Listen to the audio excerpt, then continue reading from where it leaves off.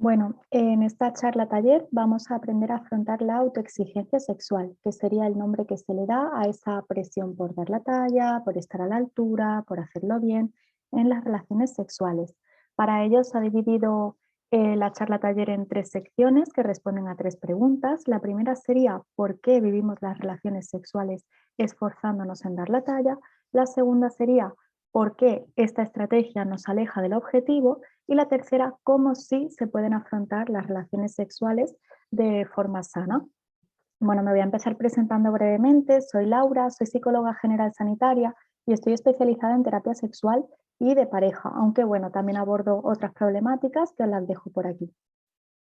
Bueno, comenzando, la forma en la que se vive el sexo mentalmente es muy importante. Si en el momento la persona se está centrando en cómo lo está haciendo, en si la otra persona llegará al orgasmo, en si a la otra persona le está gustando, se vuelve muy difícil conectar con el placer. Este tipo de creencias suelen tenerse porque la persona mm, asocia esos resultados directamente a su valía personal. Desde la sexología se han desarrollado algunos términos que voy a explicar a continuación que están relacionados con todo esto. El primero sería la ansiedad por ejecución o por rendimiento sexual. Es una preocupación exagerada por el desempeño propio y por el placer de la otra persona, que hace que se viva la relación sexual con mucha tensión y con hipervigilancia a todo lo que está ocurriendo. En estas circunstancias, la persona se hace 100% responsable del placer del otro. Por lo tanto, se da una falta de naturalidad durante la relación porque se está muy atento a la otra persona, de ahí el nombre de rol de espectador, y se desconectan de las propias necesidades y las propias sensaciones. Bueno, el tercer término sería la autoexigencia sexual, que consiste en una constante insatisfacción con el desempeño sexual, haciendo que siempre se piense que se debe dar más, sintiéndose insuficiente y afectando la autoestima. De aquí se derivan pues muchos pensamientos negativos, pero pueden llegar incluso a darse síntomas físicos como taquicardia, exceso de sudor, boca seca, etc. Cuando las personas tienen miedo a salirse de las expectativas que se han puesto para el sexo, de hecho lo que suelen hacer es aumentar sus exigencias en detalles como la erección, la duración, el orgasmo y por lo tanto, precisamente por darle esa importancia tan exagerada, esas exigencias se vuelven más difíciles de cumplir.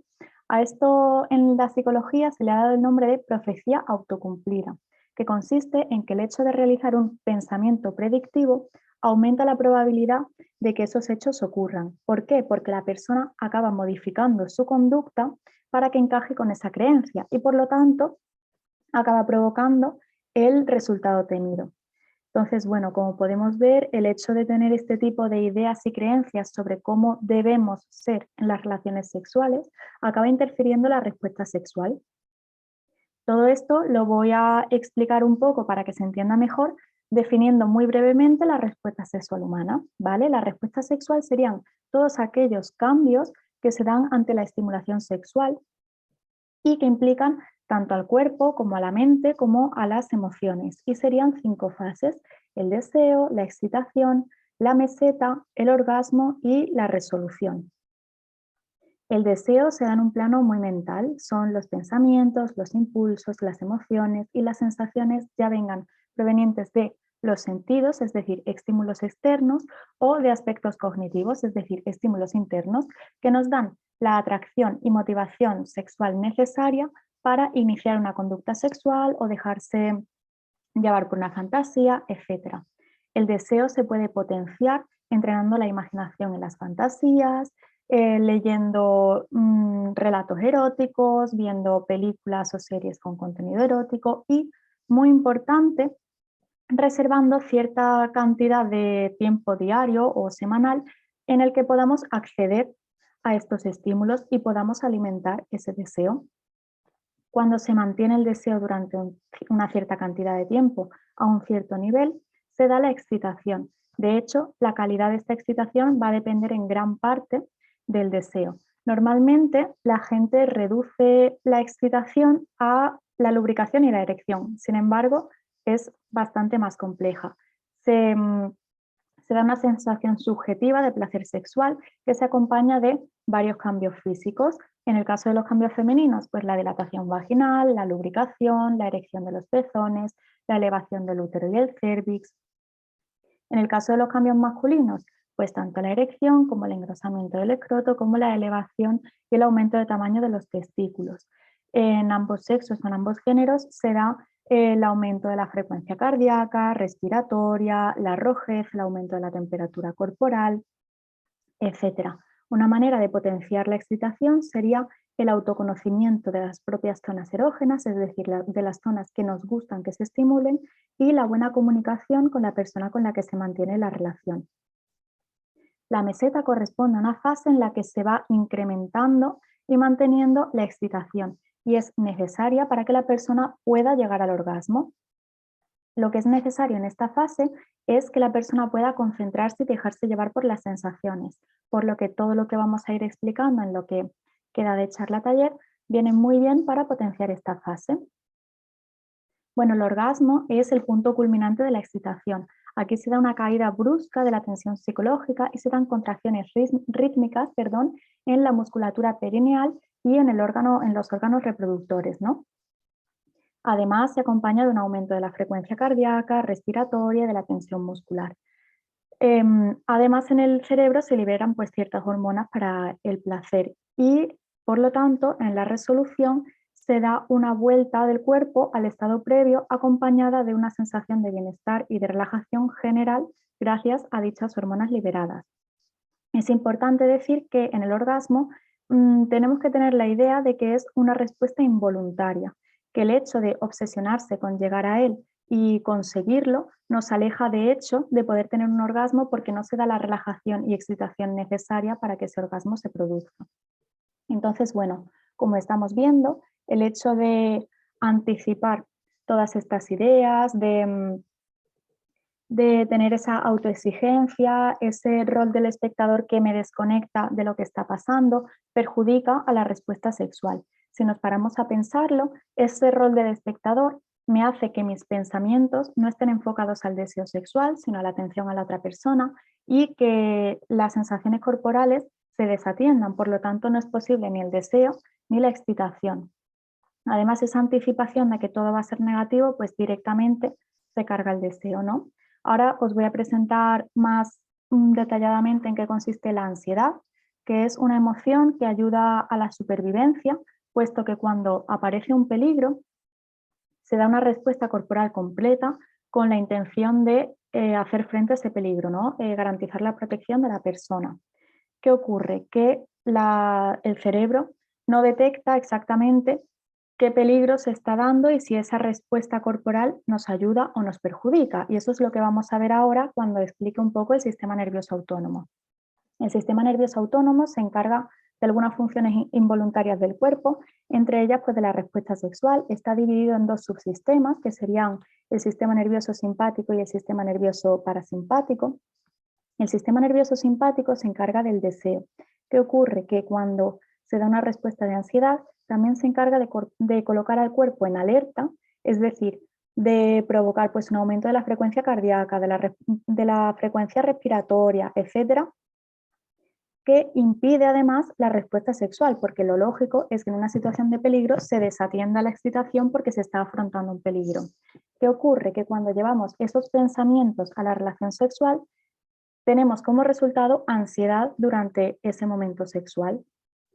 Cuando las personas notan esas sensaciones, esa taquicardia, esa dificultad para respirar, lejos de sentirnos más protegidas, lo que nos sentimos es peor. Pensamos, ¿qué está pasando? Con este malestar encima no se puede tener la relación sexual, ¿no? Además, notamos cómo el deseo y la excitación baja. De esa forma, la ansiedad perjudica enormemente la respuesta sexual. Por el contrario, cuando se puede dar la relajación necesaria desde el sistema nervioso parasimpático, se genera esa relajación, esa excitación que permite que la persona pueda atravesar pues, todas las fases de la respuesta sexual humana. Por lo tanto, bueno, se ve que esto de tener una idea catastrofista, de anticipar que todo va a salir mal, de ir con ese sesgo, esa anticipación de lo que la otra persona va a pensar, que eso ya de por sí nos puede como saltar un clic de decir, si cada vez que tengo una relación sexual, si cada vez que estoy con alguien, siempre pienso que la otra persona estará pensando esto, ¿de verdad es probable o soy yo quien lleva esa idea, no? También es muy importante pensar en cuándo sí me voy a dar a mí misma o a mí mismo el ok, ¿no? He dado la talla, porque si pase lo que pase, siempre salgo con esa percepción, quizás que me estoy poniendo a mí misma o a mí mismo unos objetivos muy racionales, ¿no? Sin embargo, daros cuenta de que pese a tener este tipo de creencias y ver que no funcionan, no se abandonan y se empieza a tomar el sexo y las relaciones de otra forma, sino que se mantiene ese castigo, ¿no? Ese fustigamiento. ¿Por qué? Pues por la falta de otras alternativas. Yo propongo ahora 5 pasos para que bueno, podáis ir conociendo un poquito qué otras alternativas podrían ayudarnos a afrontar las relaciones sexuales de otra forma. El primero, que es el que he puesto antes, sería la autoeducación sexual. ¿Por qué? Porque aunque las personas pensemos que hemos podido desterrar todas esas creencias y todas esas ideas de la pornografía, de la educación sexual basada en el miedo, etc., existen mitos que calan y que generan ciertas inseguridades. Por poneros un ejemplo, pondría el típico de el tamaño del pene importa, ¿no? Si nos damos cuenta, este mito, que parece que nos hemos deshecho, ¿no?, de esa educación sexual más negativa, cala y genera ciertas inseguridades. Sin embargo, gracias a la autoeducación sexual, podría desterrarse al darnos cuenta de que, por ejemplo, el primer tercio de la vagina es el más sensible, por lo tanto, cualquier tamaño es apto para generar la mayor intensidad de placer, ¿no? De hecho, incluso la zona más sensible de la vagina, hablo en este caso pues, para estimular a personas con vaginas, ¿no? Pero existen distintos mitos que afectan a distintas personas, a distintas orientaciones. La zona más sensible de los órganos genitales femeninos se encuentran por fuera, ¿no? La zona del clítoris. Entonces, si lo pensamos, ni siquiera hace falta ningún tamaño concreto para poder generar placer. Por otra parte, la vagina es elástica y se adapta al tamaño de aquello que se introduce dentro. Por lo tanto, este mito con suficiente información podría quedar desterrado y que las personas no tengan inseguridades sobre el tamaño de su pene. Otro mito que existe es el de que la práctica de la penetración es necesaria y muchísimas veces incluso hablan de que sea necesaria para el orgasmo. Es muy curioso porque cuando se tienen estas ideas preconcebidas se valora menos otras prácticas que pueden ser igual o más placenteras y además esa idea de que sí o sí tiene que haber penetración para el orgasmo, con información sexual se desmitifica, ¿no? Porque se conoce que solamente el 20% de las mujeres, vuelvo a poner el ejemplo de las mujeres, pero habría mitos para todas las identidades y para todas las orientaciones, ¿no? De que las mujeres necesitan la penetración para el orgasmo y sin embargo se sabe que solamente el 20% de las mujeres puede tener penetración, puede tener un orgasmo solo con la penetración. Se sabe que el otro 80% necesita también estimulación externa. Otro dato es que precisamente la práctica sexual donde más orgasmos se fingen es la penetración, que ahí lo dejo para que podamos desmitificar un poco esta idea, ¿no? ¿De dónde podemos obtener esa autoeducación sexual? Pues de estos libros que os he puesto por aquí, no los voy a mencionar para poder ir explicando otras cositas. Bueno, aparte de educarnos con respecto a la sexualidad en general, tenemos que aumentar el conocimiento sobre nosotras y nosotros mismos.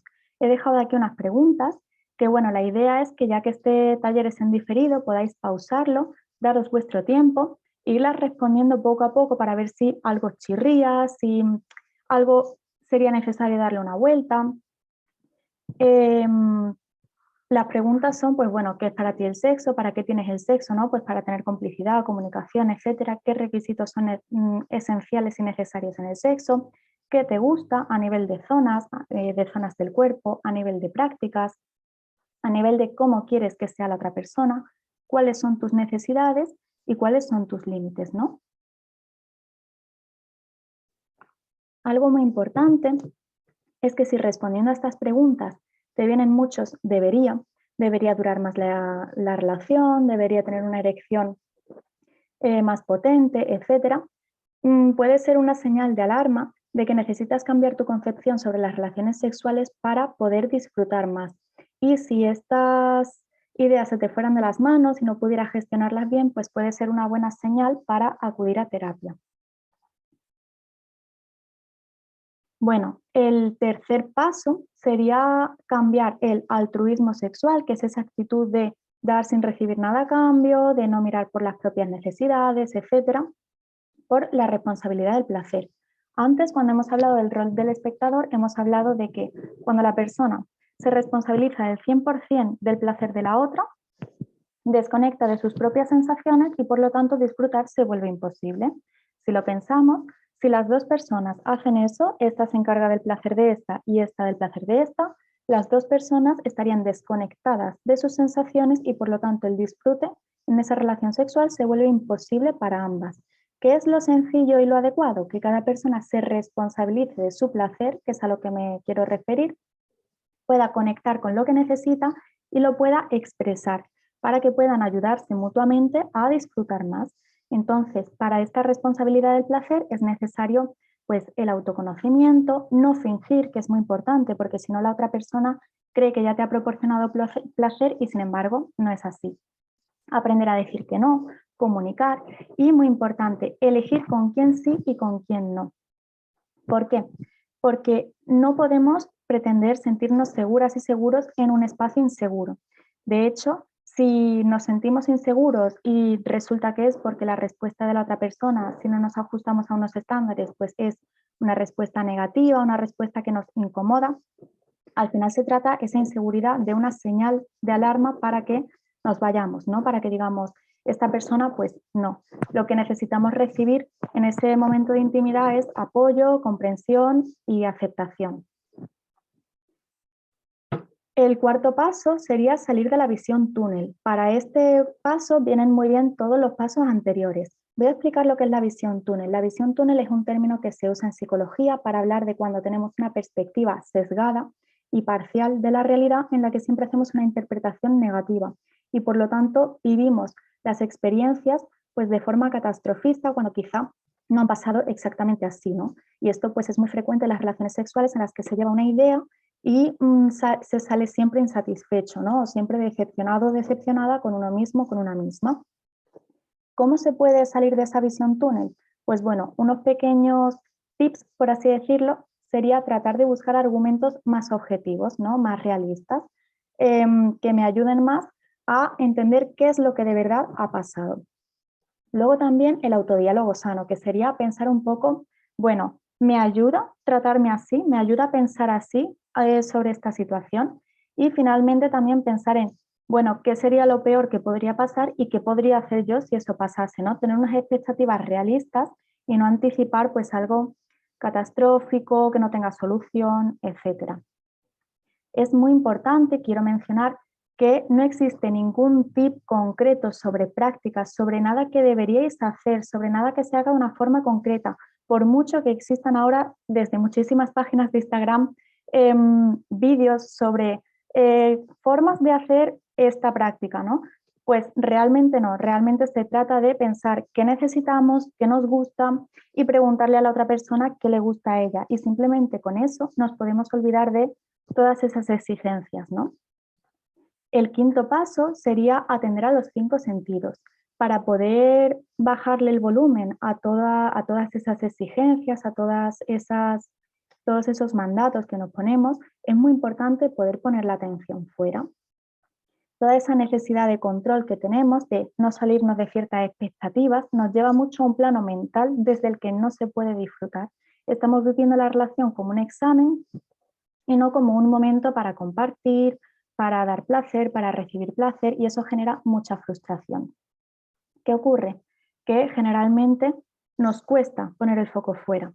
Desde la sexología se ha empezado a hablar del mindful sex o del sexfulness, que consistiría en empezar a ir a las relaciones sexuales valorando las sensaciones, prestando una atención plena a lo que nos rodea, enfocándonos en el momento, no juzgando lo que va ocurriendo. Y esto no quiere decir que no vayan a aparecer pensamientos negativos, sino que cuando aparecen, simplemente los dejo pasar, no me agarro a ellos y continúo redirigiendo la atención a lo que está pasando, ¿no?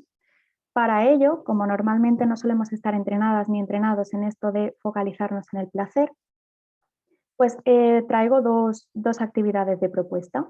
La primera sería encontrar el placer en lo cotidiano. Te propongo que cojas una actividad cotidiana del día a día, como puede ser, por ejemplo, darse una ducha, que es algo que normalmente hacemos sin prestarle atención, pensando en otras cosas, con prisa y tal, y lo hagas prestándole atención a los 5 sentidos, permitiéndote disfrutar de esas sensaciones, ¿no?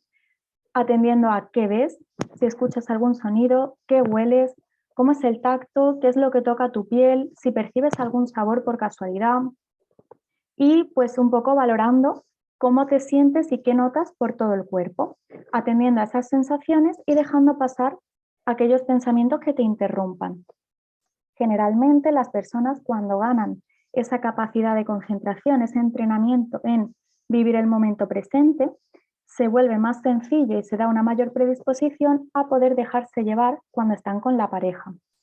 Para el momento en pareja, he preparado tengo otro ejemplo, aunque habría muchos más, que sería el de darse un masaje erótico o relajante mutuamente, primero un miembro de la pareja y luego otro, tratando lo mismo, de prestar atención al presente, de ir sin expectativas, sin exigencias y con el único propósito de disfrutar el camino, deshaciéndose pues de todos los debería, de todas las duraciones, intensidades, prácticas obligatorias, etc. Se trata de una manera de recuperar la intimidad sin obligaciones y sin automachaque y centrarse pues en lo importante, ¿no? Que es qué placer me proporciona estas sensaciones que estoy viviendo.